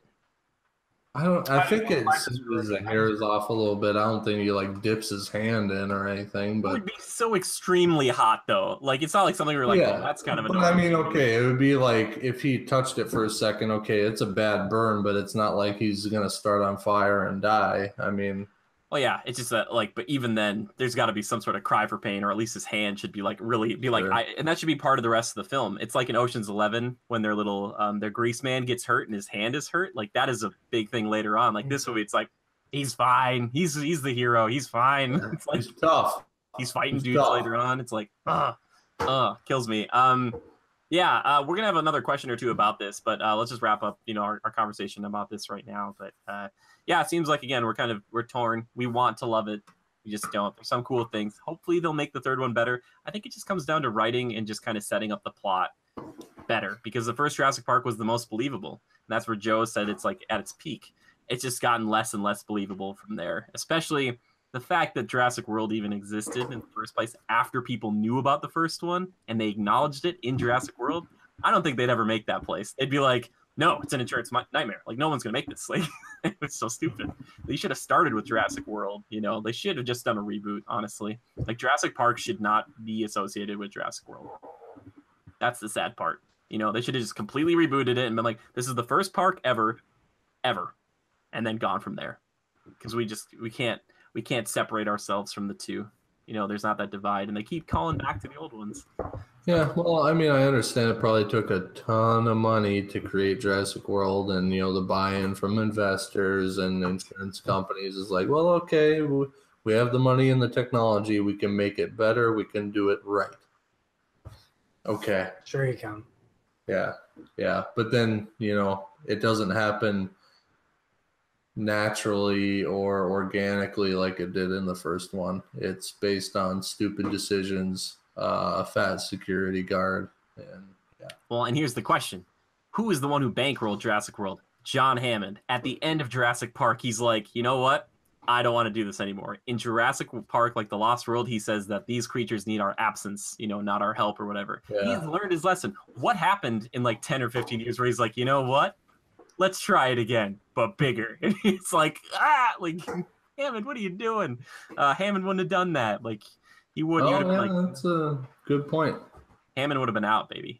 Anyway, I do like Maserati a little bit in Jurassic World. I'm like, you know what? You tried, buddy. He's a good actor. I thought he did well. I didn't like the helicopter bull crap, but yeah, it's just him being like, he's like, we don't need anyone else. Watch our commentary; it's great. Anyway, look alive, boys. Look alive. Yeah. Gosh, they couldn't smoke that Indominus with a minigun. Anyway. Bad aim. Yeah, really bad aim. Really bad. You know, we've all been kicked in. We all get so excited when we play Call of Duty Black Ops and we get to go in the helicopter and we're like, oh, we can't shoot. It's so hard to shoot. That's everybody's. This is amazing. Yeah.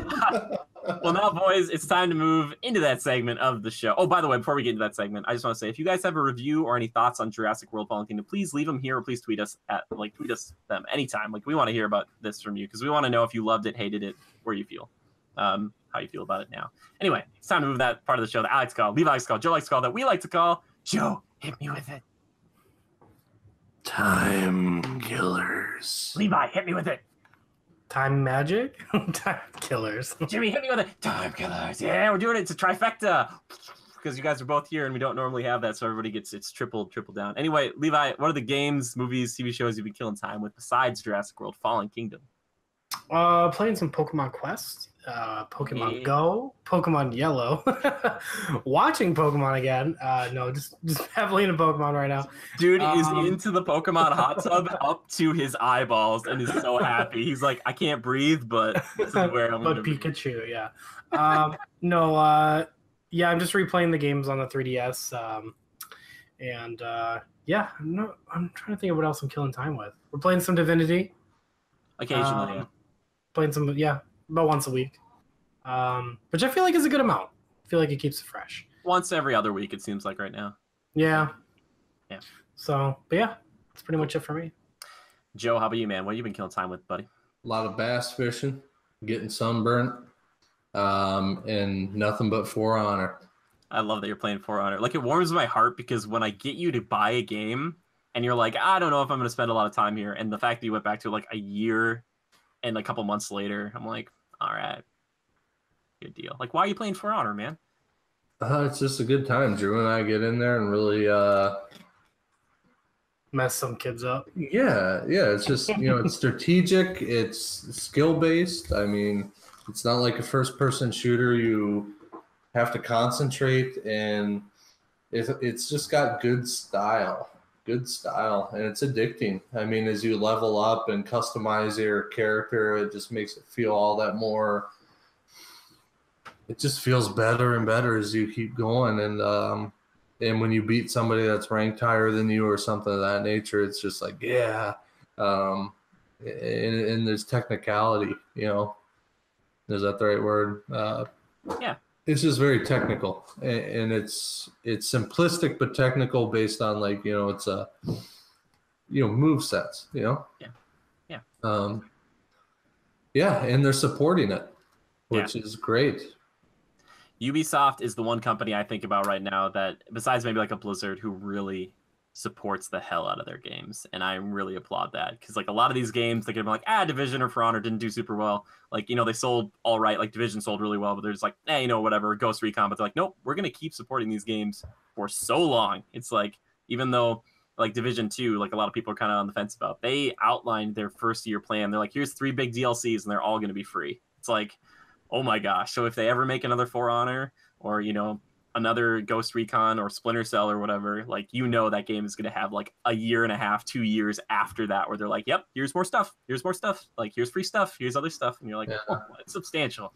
I really appreciate it. Oh, and you know what else I dabbled in? It was my birthday last weekend, and you were gracious enough, and Drew was gracious enough to appease my urge to play some Overwatch, and we hopped in there, and I felt like we had a good time. We really got on a roll, high percentage of winning matches, and it feels a little fresher these days with some of the subtle upgrades or boosts or nerfs they gave to some of the characters, a couple of the new characters, some new skins, and then the new maps. I think the new maps really helped it feel fresher. Blizzard World and ones like that. Oh gosh, which is a dream if that could come true as an amusement park. Levi, I know we'd spend a lot of I money. gotta jump back in Overwatch. I haven't played in a bit, so yeah, it's still a good time, and it was interesting when we got back in there. It was like, yep, we still got it. They just made some big changes to Symmetra, which I was like, no, because I just like playing her again. I'm like, yeah. I was like, oh wow. Yeah, it was fun. It was good. Also, one of those times, I don't think it was on your birthday, Joe, but I went in and with like Reaper, I got like a team kill like at the end of a match, and I was like, yeah, that felt pretty freaking good. I was like, like just shooting everybody, like, yeah, man, it feels as a fun game.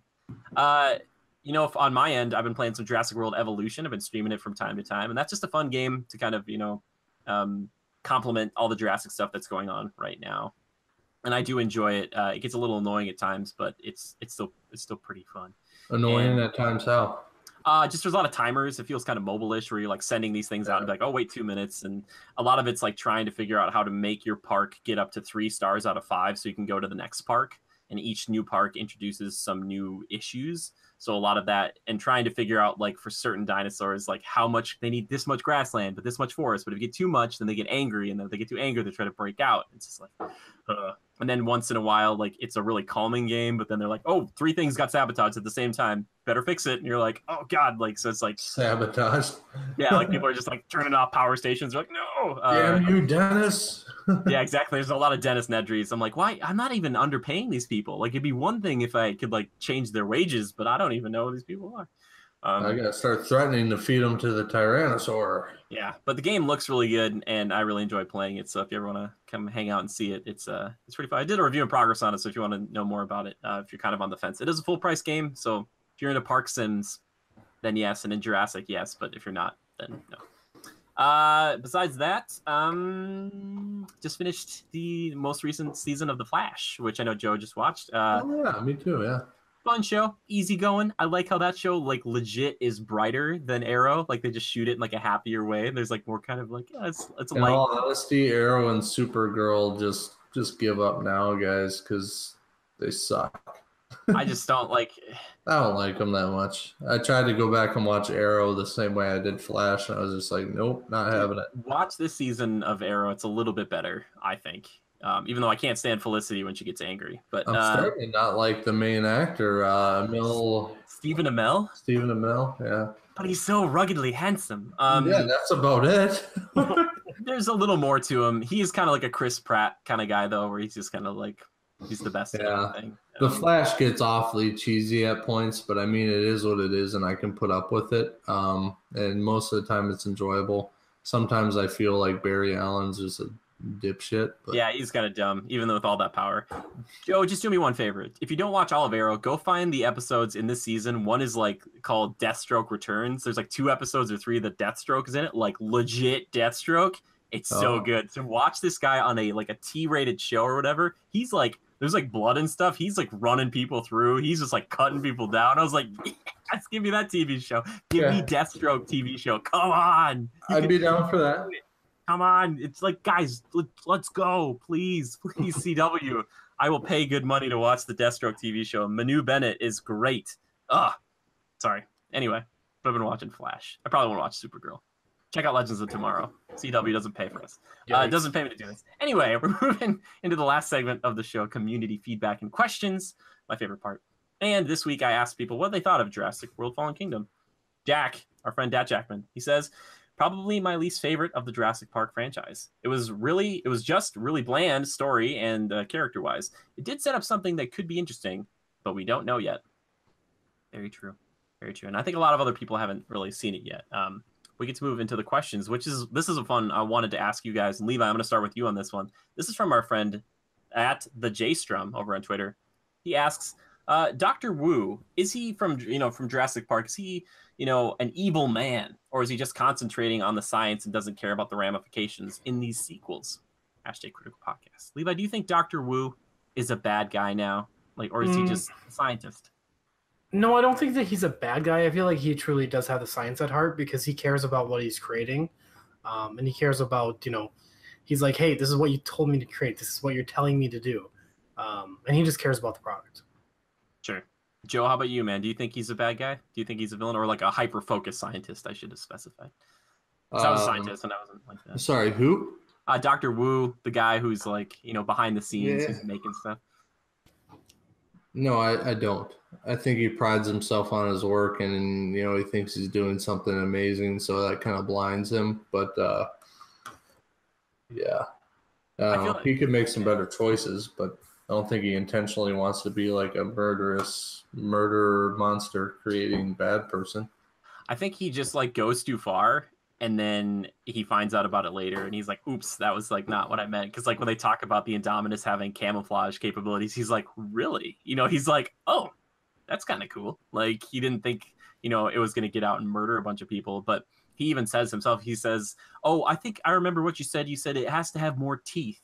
Because like these are the studio notes that he gets. Like they just come in and they're like, "Hey, make this thing, make it bigger and stronger and faster and scarier." And he's like, "All right." Like, there's no oversight for him until it's too late. So I don't know if he's necessarily a bad guy. They just paint him that way. So, but I could easily see him being the main villain in the next film, because he just keeps getting away. Good question. This is from @LynRedder. She says, "Why do you think the Jurassic World movies are getting so much hate? Is it truly because it is a bad movie, or are fans just simply stuck in their ways with comparing it to the nostalgia? Do you believe this mindset is present in most movies these days, and why?" Repeat the question one more time. Do you think the Jurassic World movies, why do you think they're getting so much hate? That's the first part. Okay. Oh, just because people are so used to the nostalgia factor. Which she said they compare it to their nostalgia. Do you think people like nowadays who've never seen Jurassic Park go into this one? Like I will say this though. I talked to a young man who was working at the theater that I went to, and I went like the Thursday before. He had seen it the Wednesday before. He said the movie was a 10 out of 10. He said like he loved it. He's like, and I was like, "Have you ever seen the other ones?" He's like, "No." And I was like, "Oh." I was like, "Well, there you go." So like he had no notion going into if your first exposure is like seeing dinosaurs on the big screen for the first time, I'd be like, what did I just see? Which I was kind of refreshed because he was like, "It's a 10 out of 10. I was like, "Real? Okay." I was like, but that was interesting because I've never heard someone like, even for any movie, maybe Avengers, people were like, "It's 10 out of 10.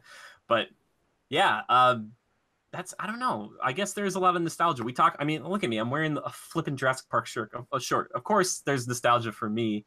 And they do a lot of nods to it. I think the problem is they do the nods. They show like the Explorer, the Ford Explorer that was knocked over in the first one. That's like it gets caught up in the lava at that point. There's the little girl trying to shut the dumbwaiter when she's trying to escape the Indoraptor. That's very much like Lex doing it with the raptors in the kitchen sequence. Like there's so many nods to be like, "Hey, remember Jurassic Park? Hey, remember that?" And it's just, that's why it's hard for me to separate for this particular franchise. And I think that's why Star Wars gets so much hate nowadays too, from like that older generation. Like this is kind of more like, Joe, I would say this is like the closest thing for you to like Star Wars. Because like that's why people hate those movies nowadays, because they're like, well, they keep nodding to the old ones, but they're just not the same. Like it feels very much like that. Am I right? Am I crazy? No? Perfect. All right, good. I'm glad I'm not crazy. I can't tell you. Let me ask like this last part. She's like I said, do you believe this mindset's present in other movies like these days? I think of that. I think of like Hobbit. Like The Hobbit got a lot of hatred. Again, Lord of the Rings, a legendary franchise. My favorite franchise, but still, I was just happy to go back. And I think that's one of the reasons I still kind of like Jurassic movies. It's because I'm just happy to be in the world, even if it sucks. Like I'm like, okay, it's like the worst day here, but it's cool to be here. I'm like, I'm still happy kind of to just be there. I'm like, okay, there's some cool. I remember why I like this in the first place. I mean, it's not as great as I remember it, but it's still okay. Yeah. I don't know, Levi, do you feel that way? Do you feel like that's the problem with this, is that we just have too much nostalgia, or is it just because it's a bad movie? A little bit of both. People are expecting it to be a certain way, like it was before. And I mean, I feel like the first 3 Jurassic Park films really set it up.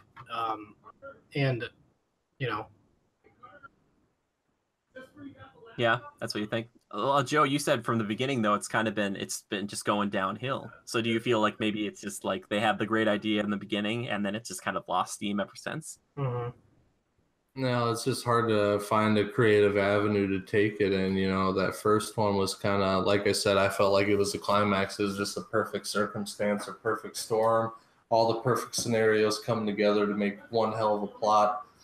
The rest of them, it's just kind of like, okay, well, we got to force it a little bit to make this, you know, kind of work. But it's all we got, so let's make it happen, people. Yeah. Yeah, definitely. Well, let's end with one last fun question. This is from Bite Size Manga over on our Discord. But we're gonna do like a full show on this. So I want just two, one movie and one game. But he says, what movies and games are you looking forward to in the second half of 2018? One movie, one game. Doesn't have to necessarily be like the one for you. But Joe, give me a movie, give me a game. This is easy for you, buddy. I can do it for you. A movie and a game that's what? You're excited about in the back half of 2018, like that's coming up before, you know, the old 31st of December. Venom #1. Yep, I was like, there's that. And then just what's a game? It doesn't have to be #1, but well, I wanted it to be Anthem, but that's 2019, or is that at the end of this year? Yeah, I think it's in February or something. Yeah, so all right, I'll say Red Dead Redemption 2. Cool. Levi, how about you? What is it? Favorite upcoming? Yeah, just game one you're excited about. Again, I could probably do this for you as well, but do it for him. See if you're right. Let's play a game. Okay, I'm gonna guess that the game that Levi is maybe most excited about is Fallout 76 because he's that kind of guy. And then I'm just kidding, Fallout. Yay! And then movie. Hold on, it's coming to me. Wait for it. Technically, Ant-Man and the Wasp was in the back half of 2018. I don't know if it's my favorite. I think I'm pretty stoked for that animated Spider-Man coming out. No, I was kidding. I was like, is he serious? I'm like, uh-oh. Yeah. No, I'm okay. Fallout, you're very close. Gosh, I'm really excited for Pikachu. Let's go. Let's go Pikachu. Let's go Pikachu. Okay, yeah. Cool. That was my other guess. I'm excited for that. That's because I'm so into Pokemon Go right now. But could be that or Fallout. Fallout looks really good. And then the movie, probably Venom, actually. Yeah. Venom looks really cool. Venom. Woo. Can we all go see Venom together? That'd be so cool. I mean, Joe, I know you're getting married a few weeks before that, but like, let's just like make that happen, right? So we simple. Might be able to, bro. That'd be. I would love to just do. It's in October. It's the perfect time of the year. Wait, anyway, are we going to be in town for this? When does it come out? October. Oh yeah, we will. It's in the beginning of October. Okay. October. Yeah. For me, do you guys want to take a guess for me? Huh? You are most excited for Kingdom Hearts 3 and Maleficent 2. Oh, both not this year, but that's okay. There is no Maleficent 2, by the way. I think they're working on one. Oh God, of course. Yeah. Okay, you're most excited for Venom. Oh, yes. Spider-Man PS4. I think that or Dragon Quest, right around there. Yeah, gosh, it could be either one. And the movie you're most excited for is probably Mission Impossible. Oh my gosh, yes. Oh. Yes. That's this year, I forgot. Oh my, Joe, everybody's in July, isn't it? I will pay end of July. Everybody's going to see it. Everybody don't freak out. We're all going to see it. It's going to be great. And you guys are going to watch the other movies, and you're all going to be Mission Impossible junkies, just like your boy right here. My boy's Tommy Cruise. Woo, I can't wait for the end of July. Oh, my God. Ethan Hunt is back, baby. Are you going to start jumping on a couch? Oh, I want to, because movies have only gotten better with time. Joe, if your Jurassic, Park timeline's this, for me, Mission Impossible is just freaking... You're probably right. I love it. I think they're more well done now than they were to start. Oh, for sure. Also, like, will he keep doing this into his 80s? Because honestly, I would love to see Ethan Hunt as like an old man, but still running. Like, will they introduce a protege for him? Somebody that he trains in? Okay. Dream scenario here, Joe. By that time, it's me. Mission Impossible 7. I'll do it. I'll be the new Ethan Hunt. I'll do some stuff, but I'll be much more scared than he is. Like, he climbs up a building. He looks like he's kind of discomforted. Like, I'd be just crying the whole time. So Mission Impossible would take a more realistic turn with me at the helm. I'd be like, yeah. Guys, he's panicking. Get the net. I couldn't think about the movie. Thank you, Levi. Oh, my God. Mission Impossible. My heart beats. That was runner-up, right? Yeah, it's right up there too. Well, also we have like Predator and stuff, but Venom would be, I think, next up. Ant-Man and Wasp I'm excited about, but I'm not gonna walk out. I'll be like, that was fun, but I'll be like, yeah. Unfortunately, any of those movies are gonna seem a little lackluster after you've seen like Yeah, I bet. Well, it's just there's no way around that. They should have dropped Adventures like in December, but like, and here's a good way to end your year. Be like, blood coming out of my eyes. Anyway, that's all the time we're given to this week's show because we've gone for a long time here. But if you ever have a question or a topic for us, or you just want to write in, just tell us. Just say, hey, you can do that. Just tweet the hashtag Critical Podcast to any of us. You can tweet at our official account, which is @GoCritical, capital G, capital C. Or you can tweet at me personally. I'm at JimmyGood013. If you'd like to tweet at Levi, though, you can tweet at Matt Levi Fletcher. And if you'd like to tweet at Joe, you can tweet at No, hold on. How do you spell that, Levi? Levi like the jeans. And Fletcher like the German word for arrow, if you're really looking into it. Wow. They'll have to look it up. Like making arrows? Anyway. You can find me at That's what _627. Lever just like Beaver, only with an L. Oh. Very good. Anyway, as I alluded to before, we are streaming over on Twitch. Typically on the weekdays is when I'm going. Typically on the weekday evenings, that's when Levi is. And sometimes even on the weekends if you request it. And we are free. I always love to stream for you guys.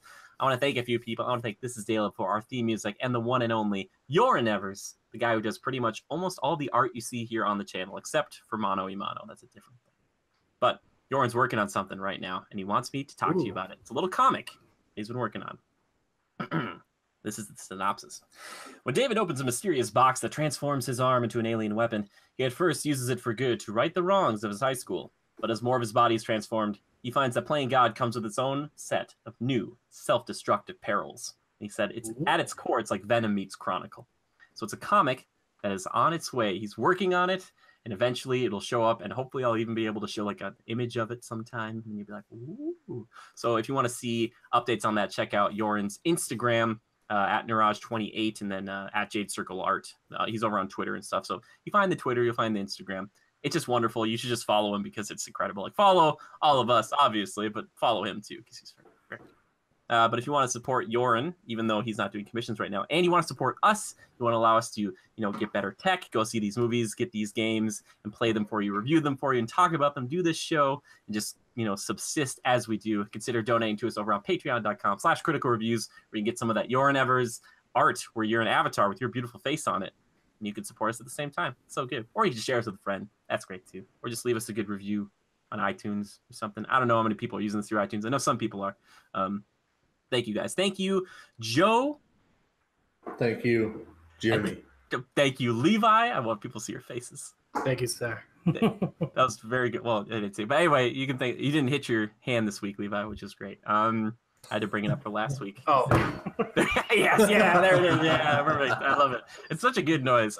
Anyway, and thank you, Legionnaires, for hanging out with us today. We appreciate you. We love you. We give you a hug. And just remember to adapt and overcome.